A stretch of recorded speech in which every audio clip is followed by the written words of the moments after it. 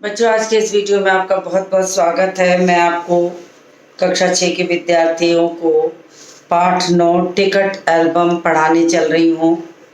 पुनरावृत्ति सत्र के दौरान। तो मैं इस कहानी को आपको फिर से पढ़ाऊँगी और इसको आपको समझाऊँगी, इसकी व्याख्या भी करूँगी। तो मैं इसको प्रारंभ करती हूँ। ये तमिल से अनुवाद किया हुआ पाठ है। बड़ी अच्छी कहानी है, एक अच्छी सीख देती है कि किस तरह से गलत काम करने पर व्यक्ति को डर लगता है।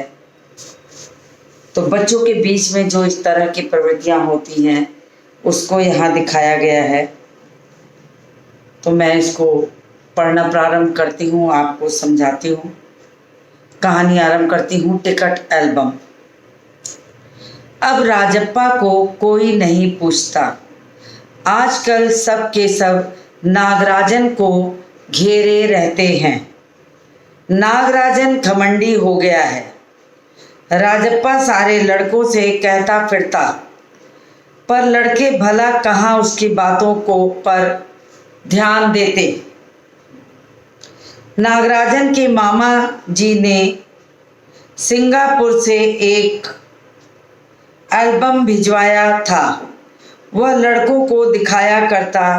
सुबह पहली घंटी के बजने तक सभी लड़के नागराजन को घेर कर एल्बम देखा करते।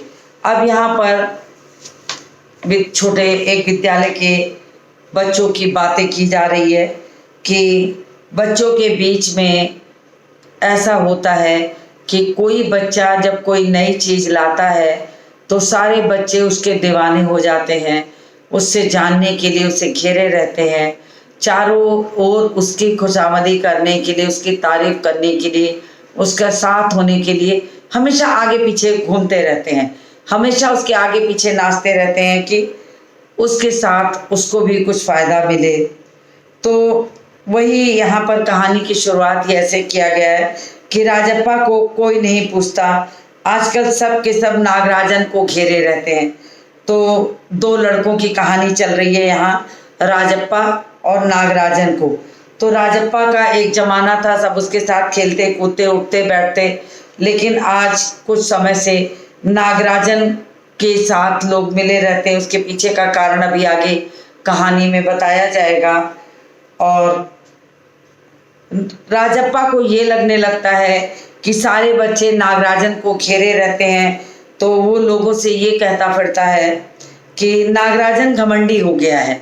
आजकल उसे बच्चों में ये भावना आती है कि जब बच्चे एक दूसरे के साथ मित्रता बहुत करते हैं और कभी कुछ बच्चे पहले वाले को छोड़ के दूसरे के साथ ज़्यादा जुड़ जाते हैं तो उन्हें क्या लगता है कि आजकल उसका बहुत बोलबाला है। अरे देखा है, हमेशा उसको रहता, अरे उसको लोगों को खिलाता है पिलाता है, इसलिए लोग उसके साथ रहते।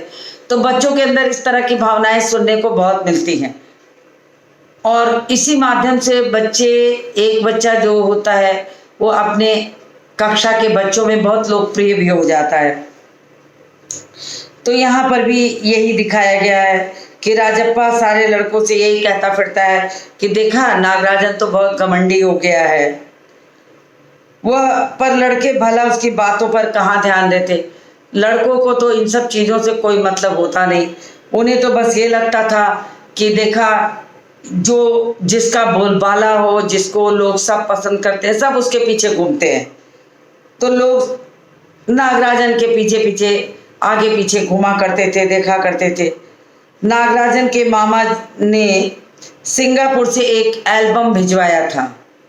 बच्चों, मैं आपको बताऊं कि पहले और पुराने ज़मानों में हमारे अंदर ये प्रवृत्ति होती थी टिकट एल्बम बनाना, पुराने सिक्कों को इकट्ठा करना, पुरानी नोटों को इकट्ठा करना, पुराने ज़माने के सिक्के जो प्रचलन में नहीं हैं उनको हम इकट्ठा करते थे, उसका एक एल्बम बनाते थे, उसे एक कॉपी पर चिपका देते थे देखने के लिए। इसी तरह हम तमाम ऐसी चीज़ों का संग्रह करते थे जो प्रचलन से अचानक बंद हो जाती हैं। तो कुछ लोगों को इसका शौक होता है कि वो क्या करते हैं कि इन चीज़ों को एकत्र करते हैं, एल्बम बनाते हैं और उस पर डेट, तारीख, सन आदि लिख करके एक अच्छी यादगार इकट्ठा करते हैं। वास्तव में ये बहुत अच्छी ही चीज़ कही जाएगी कि ये वास्तव में बहुत अच्छी चीज़ है कि इस तरह से संग्रह कर की चीज़ सीखना।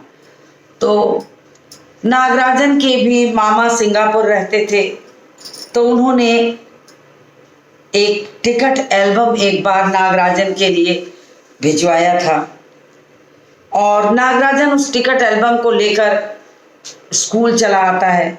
सारे बच्चे पहली घंटी शुरू होने के पहले ही कक्षा में घुसते ही उसने दिखाना शुरू किया। सारे बच्चे उसे घेर लेते हैं, उसी के साथ घूमते रहते हैं। वो लड़कों को दिखाया करता था पहली घंटी से ही।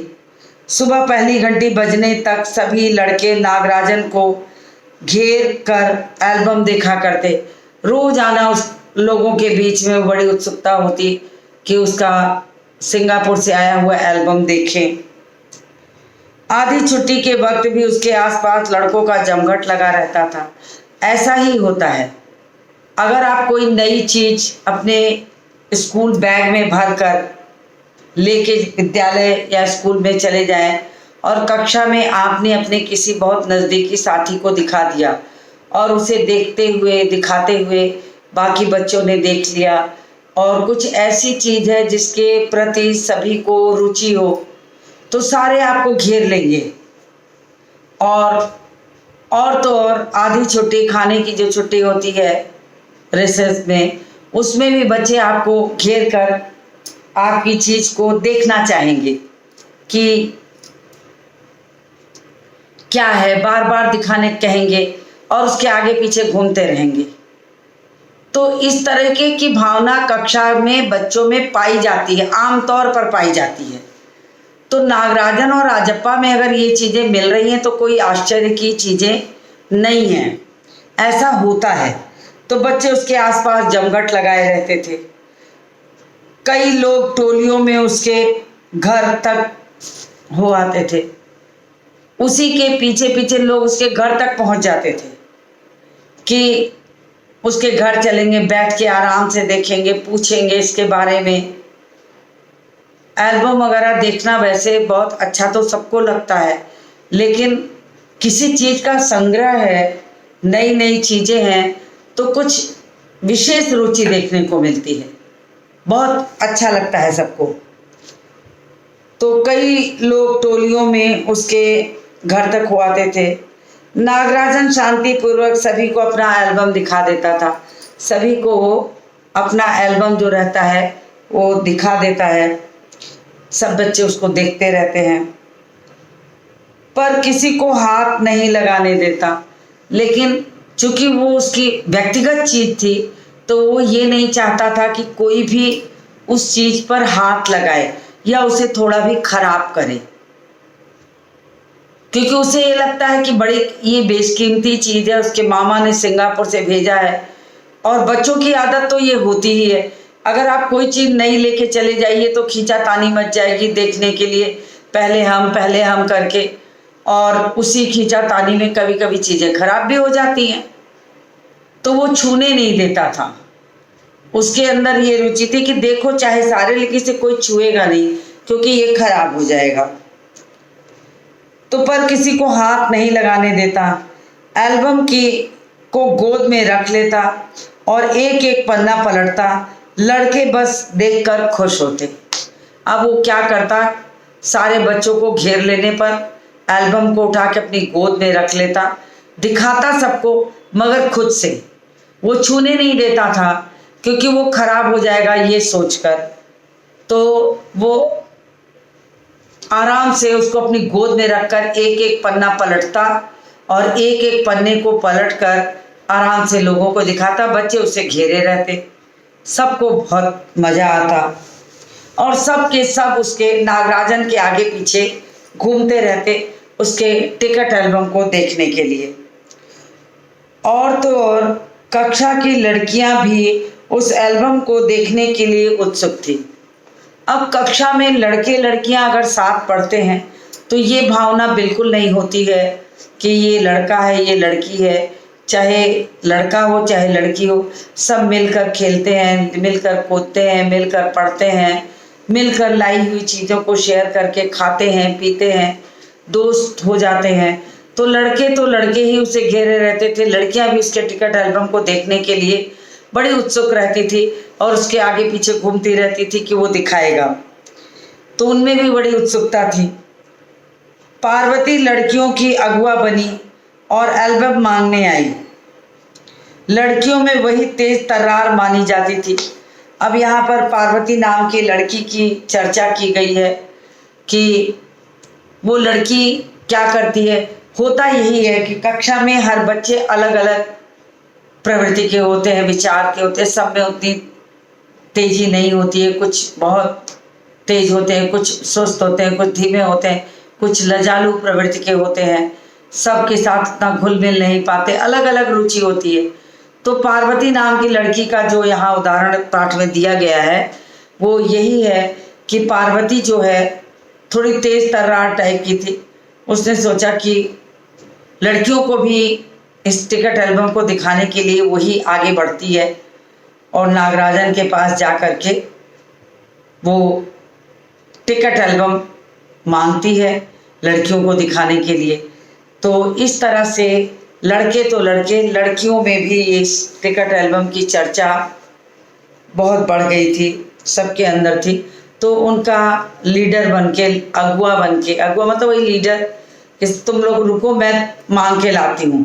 तो ऐसे कुछ लड़कियां होती हैं जो बहुत थोड़ी तेज तर्रार होती हैं, तो वे पार्वती भी ऐसी ही लड़कियों में से थी। तो वो नागराजन के पास जाके उसे मांगने की कोशिश करती है। नागराजन ने कवर चढ़ाकर एल्बम उसे दे दिया। अब नागराजन को भी ये लग रहा था कि सारी कक्षा के लोग बड़ी उत्सुकता से उसका एल्बम देख रहे हैं, तो उसे अच्छा भी लग रहा था। तो जब पार्वती लड़कियों को दिखाने के लिए एल्बम मांगने आती है तो वो मना नहीं करता है, वो एल्बम को कवर वगैरह चढ़ा के अच्छे से दे देता है कि लो देखो। जबकि वो एल्बम को किसी को छूने नहीं देता था, लेकिन लड़कियों को उसने दे दिया। शाम तक लड़कियां एल्बम देखती रही। ऐसा ही होता है जब कक्षा में कोई नई किताब, कहानी की किताब, कोई नई चीज़ घर से बच्चे अपने बैग में भर के लाते हैं तो पूरे क्लास में वो चर्चा का विषय हो जाता है और सभी उसके आगे पीछे घूमते हैं कि वो देखने को उन्हें मिल जाए।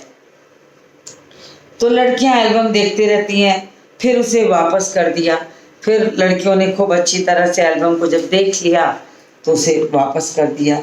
अब टिकट एल्बम की कहानी शुरू हो चुकी। तो इसमें दिखाया गया कि राजप्पा अब बिल्कुल अकेला अकेला रहने लगा, क्योंकि दोस्तों में नागराजन की पूछ बहुत बढ़ गई थी, क्योंकि उसके मामा ने उस सिंगापुर से उसे एक टिकट एल्बम दे दिया था।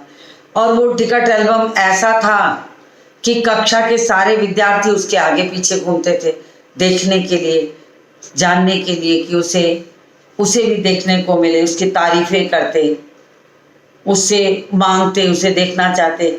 लड़के तो लड़के, लड़कियों में भी ये रुचि जगी थी, लड़कियां भी चाहती थी कि वो टिकट एल्बम उन्हें देखने को मिले,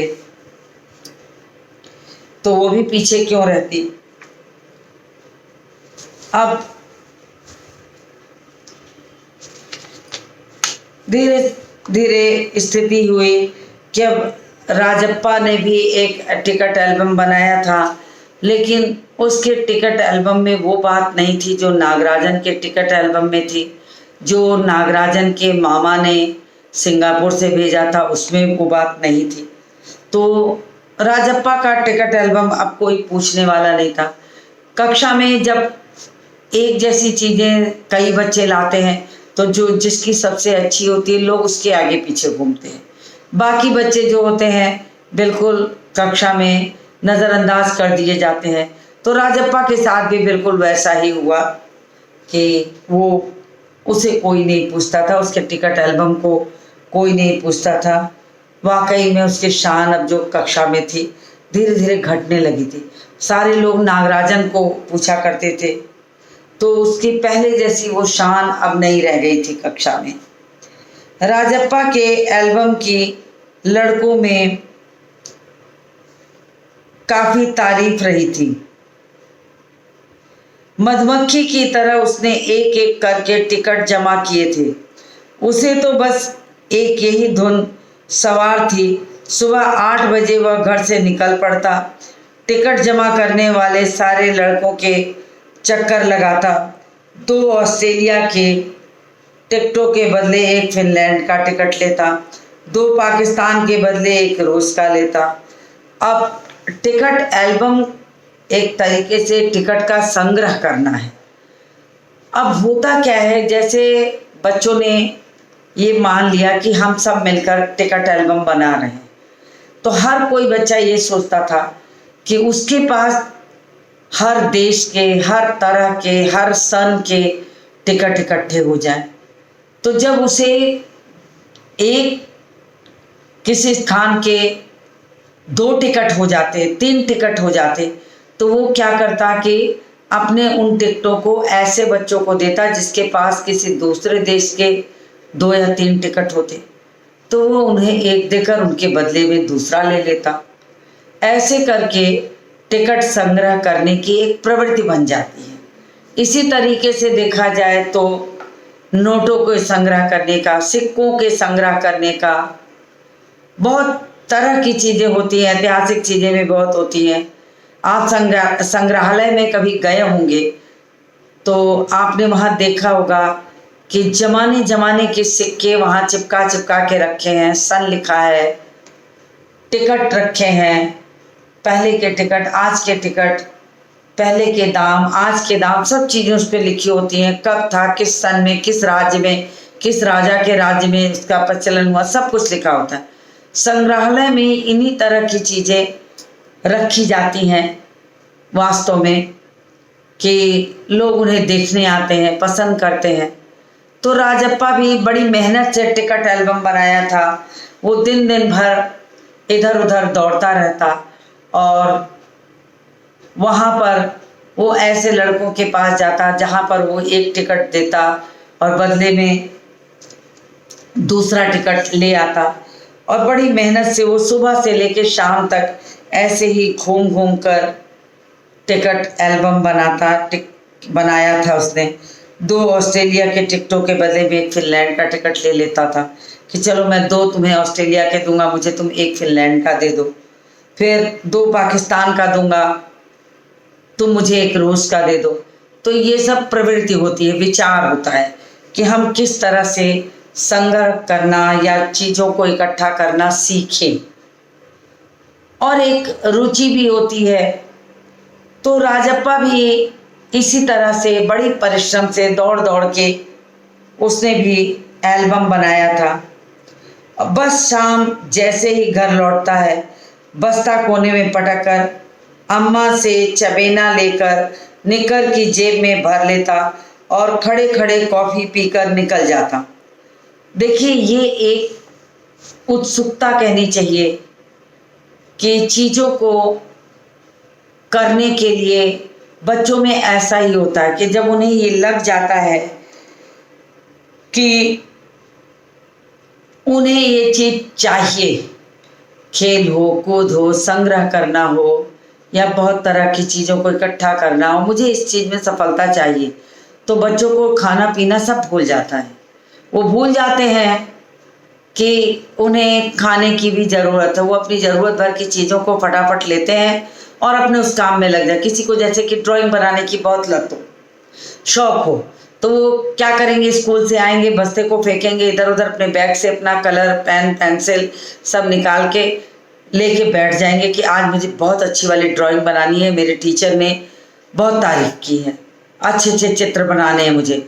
अब वो माँ आपके पीछे पीछे दौड़ रही कि बेटा खाना खा लो, दूध पी लो। आपको लगता है नहीं, पहले मैं ये काम कर लूँ।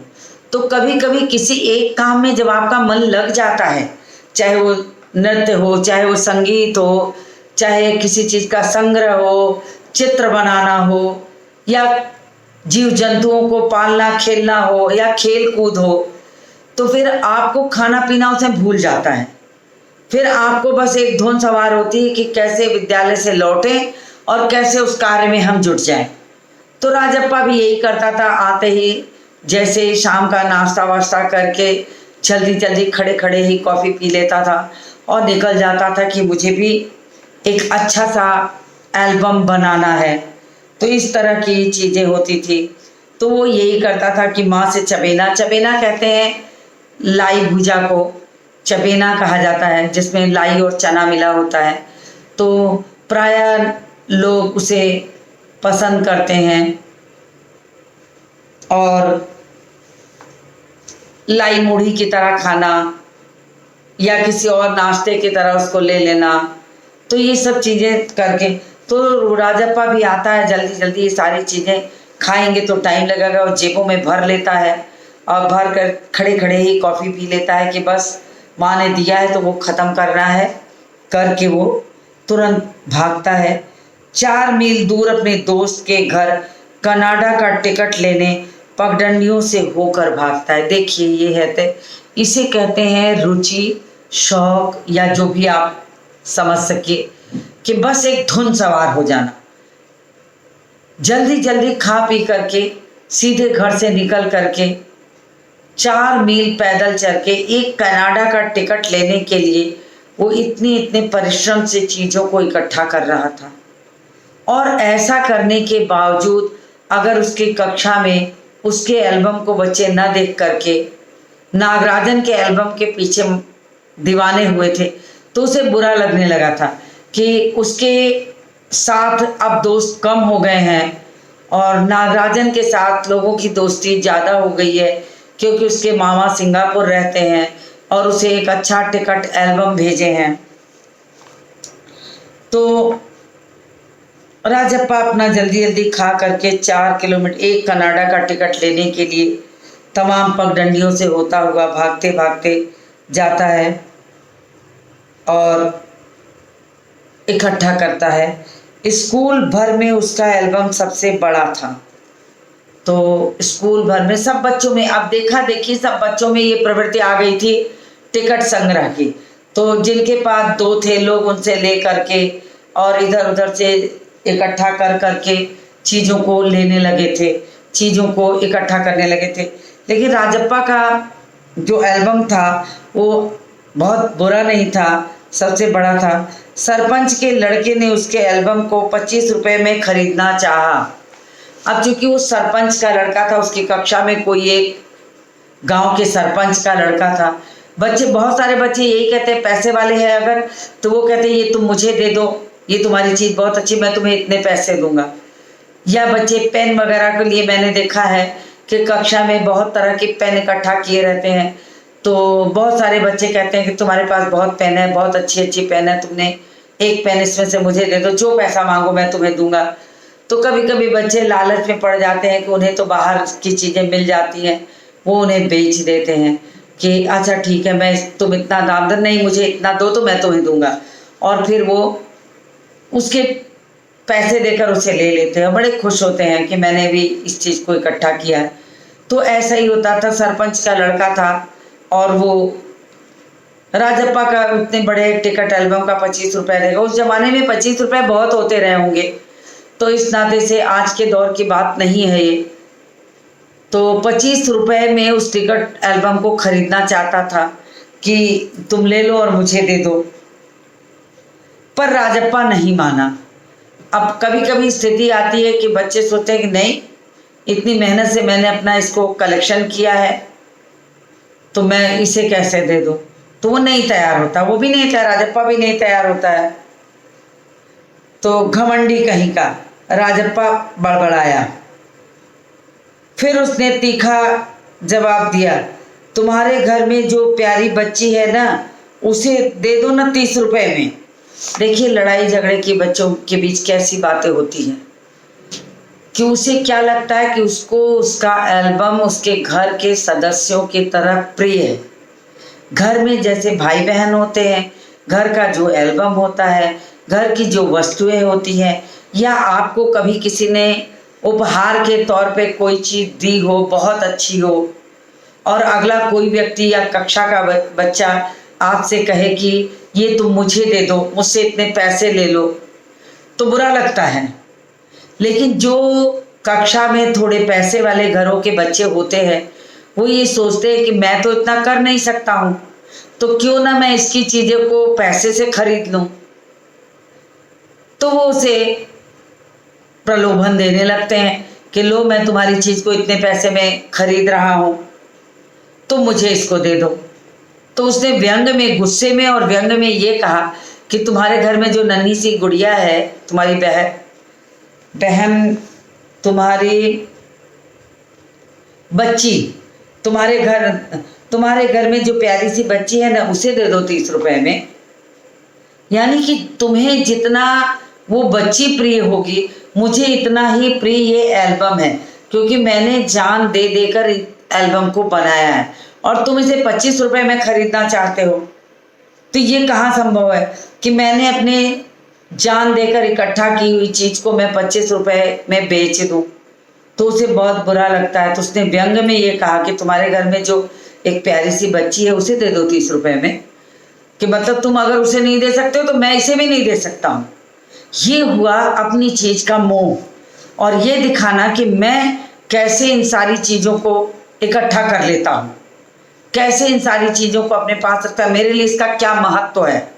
ये सारी चीजें जब दिखाई जाती हैं तो वही वो कहता है। तो इसकी बात सारे लड़के जब सुनते हैं तो ठहाका मार के हंस देते हैं। देखिए कहानी का मोड़ कितना सुंदर है कि कक्षा में 2 बच्चे जो मुख्य रूप में हैं, नागराजन और राजप्पा, उनके कक्षा में बहुत सारे बच्चों को ये प्रवृत्ति थी कि टिकट एल्बम बनाने की, लेकिन सारे टिकट एल्बम सबके उतने अच्छे नहीं होते थे। लेकिन नागराजन के टिकट एल्बम की प्रशंसा पूरी कक्षा में चल रही है। क्यों चल रही है? क्योंकि नागराजन का टिकट एल्बम जो है उसके मामा ने सिंगापुर से भेजा था, और जब सिंगापुर से भेजा था तो उसमें तरह तरह के अनोखे टिकट थे। और कक्षा के बच्चे तो ऐसे ही होते हैं कि उन्हें अगर कक्षा में एक के पास कोई चीज़ है, दूसरा बच्चा उसी चीज़ को और अच्छा ले आया तो सारे के सारे उसकी तरफ भाग जाते हैं और उस पहले वाले को छोड़ देते हैं। तो सारे यही नागराजन की तरफ हो गए, राजप्पा को छोड़ दिए। राजप्पा को बुरा लगने लगा कि आज स्थिति ये है कि नागराजन के पास सारे बच्चे इकट्ठे हुए रहते हैं, उसे छुट्टी तक उसके घर तक साथ जाते हैं, खाने की छुट्टी होती है तब घेरे रहते हैं। कक्षा में पहली घंटी बजने के पहले जब सब बच्चे इकट्ठा हो जाते हैं तो वो भी मांग मांग कर उसे देखते हैं, और वो किसी को छूने नहीं देता था लेकिन सबको दिखाता था। लड़के तो लड़के, लड़कियां भी दीवानी थी उसके एल्बम की।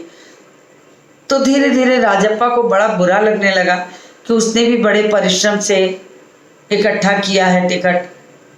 तो जब कक्षा में सरपंच का बेटा जो रहता है उसे 25 रुपए में मांगना चाहता है, तब उसे बड़ा बुरा लगता है कि मेरा एल्बम इतना भी खराब नहीं है कि मैं तुम्हें 25 रुपए में दे दूं। तो उसने गुस्से में व्यंग्य किया कि तुम्हारे घर में जो छोटी सी बच्ची है प्यारी सी, उसे दे दो 30 रुपए में, तो कोई भी इसके प्रिय होने का महत्व अपने आप समझ जाएगा। तो यहाँ पर यही दिखाया कि बचपन में अपनी चीज़ों से कितना लगाव होता है, कितना प्रेम होता है। तो टिकट एल्बम कहानी बच्चों की सोच के ऊपर आधारित है कि बच्चे जो कक्षा में पढ़ते हैं, छोटी कक्षाओं के बच्चे जो होते हैं, उनके अंदर कैसी भावना होती है। मैंने देखा है कि बच्चों में पेंसिल बॉक्स में तमाम तरह के पेन इकट्ठा करना होता है। वो बच्चों को दिखाते हैं कि देखो मेरे पास ये पेन है, इस तरह की पेन है, उस तरह की है, तमाम तरह की ऐसी और सी चीज़ें होती हैं।